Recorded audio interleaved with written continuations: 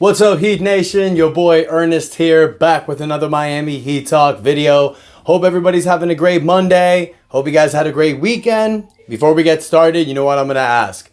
Hit the like button. Don't forget to subscribe. We almost at 3,000 subscribers, you guys. Thank you so much for your support.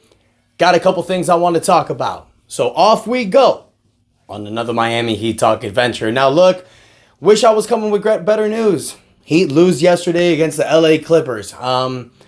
It sucked because it looked like the Heat had it, man. It looked like the Heat were going to take over. They were playing a great game the first three quarters.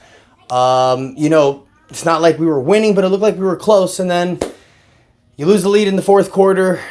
Jimmy Butler gives you a pretty productive game again. Bam Adebayo does his double-double thing again. Tyler Hero doesn't play because of the headache. Rozier gives you 17. Caleb Martin gives you 11. You just need more from this team. You need more. You're playing a team like the Clippers and they only score 103 points. The Heat couldn't even crack 100. We scored 95. This was a game where if we just had a little bit more from Rozier, if we just had a little bit more from Adebayo, from Butler, we would have done it. But unfortunately, you take an L. You go down 26-24. The Heat are the 8th seed. We got some big-time matchups coming up against the Magic. And it's funny, the last three games of the first half of the season before we go to the All-Star break, we're playing Boston, Milwaukee, and then Philadelphia.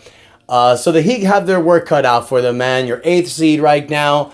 But it's like I've said before, we've been here before. We were in a similar situation last year. I think we're going to turn it around in the second half of the season. We got a favorable matchup. We just got to get through this. We got to get through this hump. I understand Heat fans right now, it's easy to panic. It's easy to bash this team, but we got to support this squad. We got to move forward, and we got to see the bright side. We got Orlando coming up. Then we got San Antonio. Then we got those final 3 games I was telling y'all about. So these final 5 games can make or break us, man. I don't think the Heat are going to lose every game, but there's going to be a lot of games that you're going to have a true test to win. But we just need to get over this hump in the first half of the series. Now, how are we going to do that? We got the trade deadline looming in 3 days. This Thursday is the trade deadline. And as of right now, people have been talking about that the Miami Heat, they don't know what the hell the Heat are going to do. Right now it's crickets in the Miami Heat. And then you see a game like this against the LA Clippers. You see they're still starting Haywood Highsmith. And then, you look at the game. Eric Spoelstra went on an 8-man rotation, He went with Bam, Jimmy, Highsmith, Josh Richardson, and Rozier with Hero being out. I like that lineup. That's a defensive lineup. I really think that's a reason why we held the Clippers down to just 103 points. Then they went with Kevin Love, Jaime Jaquez, and Caleb Martin coming off the bench. You don't have a point guard. You can say whatever you want. You can say the reason why we're losing these close games because we don't have a backup point guard. We don't have a reliable big to start in the front court. I talked about this in the last episode of Miami Heat Roundtable. If you guys haven't checked it out, check it out. We had Anthony DiNardo and the 4 of us on the channel. We mentioned this stuff. Is it really the backup point guard situation?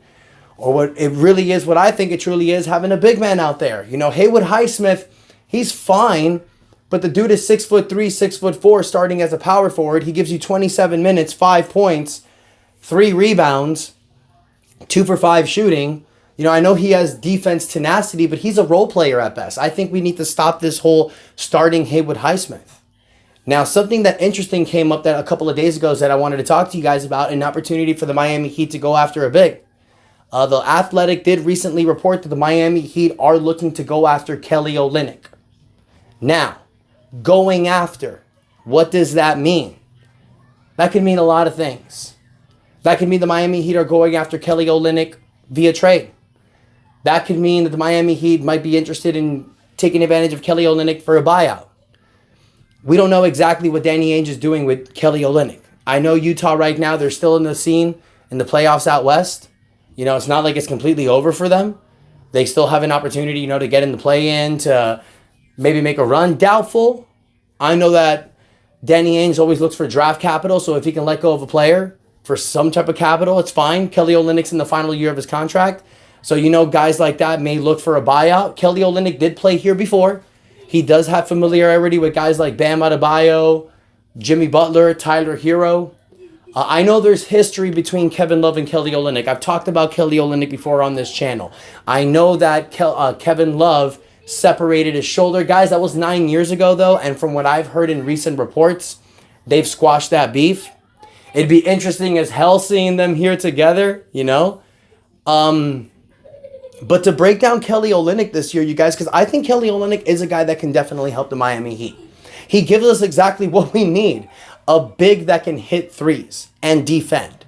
Let's look at Kelly Olynyk's stats this year. He's averaging 8 points a game, 5 rebounds, 4 assists, almost a steal a game, 56% behind the field, 43% from the from the 3-point line, and 83% from the free throw line. He's averaging almost 50, 40, 90. He's damn near close to it. He's played 49 games this season, 20 minutes a game. He's not playing the biggest role with Utah, but he could be a guy that can help Miami. He can give us an opportunity to go matchup. He's 7 feet tall. He can play next to Bam. He can space the floor. He's slow as hell. He's slow as hell, so we're going to have to play half-court offense. But he gives you what you need. This way, when Bam Adebayo peels off for 15 to 18 feet with the mid-range jumper that he has, you can rely on somebody to go down there and grab the rebound, unlike Haywood Highsmith. Because a lot of times, Bam loves that midi, but he can't play the midi if he needs to be the one that gets the rebound. Kelly Olynyk is going to give that presence. And then having Kelly Olynyk here, it will give you an opportunity to switch your matchups. There'll be some games where Kelly Olynyk starts. There'll be some games where Kelly Olynyk comes off the bench for Bam Adebayo. There'll be some nights where Kelly Olynyk may not even play at all. But this is another toy for Eric Spoelstra to play with. And I think Kelly Olynyk gives the Miami Heat exactly what we need. And it's like I said in the Miami Heat Roundtable channel, you guys, the Heat don't have to make a whale trade. You can trade Tyler Hero and get an upgrade at the power forward center position. But the question is, who's out there? The only guy that I look at like that I think would be perfect for the Miami Heat is Lauri Markkanen. But it's not going to happen, you guys. The Miami Heat don't have the draft capital that Utah wants. And there's no cards in the play right now. There's 3 days left for the trade line. If somebody pops up, if there's a disgruntled power forward out there that can give the Miami Heat what we need, then yes, that's a guy you look to possibly trade Tyler Hero or Duncan Robinson for. But right now, there's nobody out there like that. So the fact that this report came out from The Athletic about Kelly Olynyk, it ties to the Miami Heat. There's been some past interest. We know that Kelly Olynyk is a guy that Miami would love to have. He's been here before. He knows the system. He works with what we need. It would be a perfect match. Here's the only question. If you're getting Kelly Olynyk via buyout, that's the dream. Kind of like what we did with Kevin Love and Cody Zeller last year. So if that happens, I'm all in. But the question is, what do you trade for Kelly Olynyk? What do you do for a Kelly Olynyk deal? That deal would be centered around 2 players. You can either do Kelly Olynyk for Duncan Robinson. Hell no. I'm not even considering that. So that's off the table. Then there's one other option. Kelly Olynyk for Caleb Martin. Ladies and gentlemen, these are 2 players. Kelly Olynyk and Caleb Martin. Who would you prefer to have moving forward?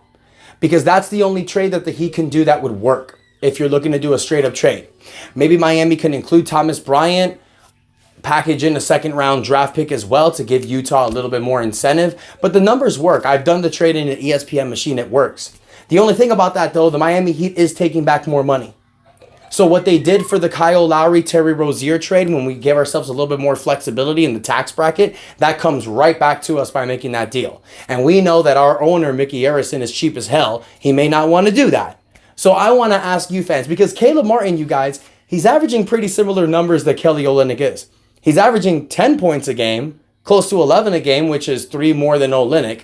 He's averaging about the same 5 rebounds a game. He is averaging less assists a game. His numbers are pretty similar for the year.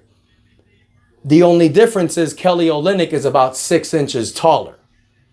He's bigger than him, which is something that we need. So I want to hear from you guys. Is that a trade that you would be willing to do? Or do you think like me, I'd prefer to wait for Olynyk for the buyout? Because if you're asking me, would I trade Kelly Olynyk for Caleb Martin? I don't think so. I think Caleb Martin's providing us exactly what we need. We need a guy like Kelly Olynyk via buyout. And if he's not available via buyout, if it's only for trade, then no, because somebody else will be available via buyout. I feel that way. I want to hear from you, Heat fans. Let me know what you think in the comments. What do you also think about this record right now for the Heat? Do you think we'll turn it around in the second half of the season? Because, of course, I do. Also, guys, don't forget to check out my last video, the other episode of the Miami Heat Roundtable featuring Anthony DiNardo. It was amazing. We got some more episodes coming for you guys by the trade deadline, so we have some special stuff lined up for you guys. Please take a moment. Don't forget to smash the like button. Don't forget to subscribe. Would really appreciate the support. But until next time, your boy Ernest out. That's enough said. The sling is gone, baby. Let's go.